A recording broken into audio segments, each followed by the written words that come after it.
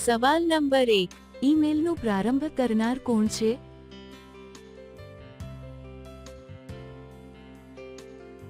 જવાબ છે રેવ ટોમલિન્સન. સવાલ નંબર 2, સૌરમંડળના જન્મદાતા કોને કહેવાય છે?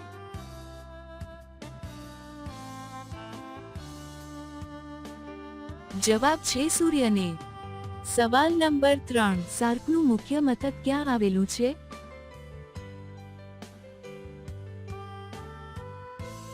જવાબ છે કાઠમંડુ, નેપાળ.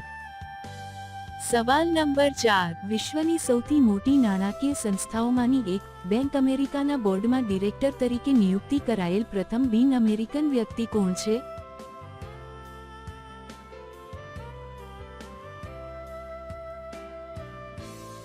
જવાબ છે મુકેશ અંબાણી. સવાલ નંબર 5, કઈ રીતે કરવાથી હથિયાર મોટો અને લાંબો થઈ જાય છે?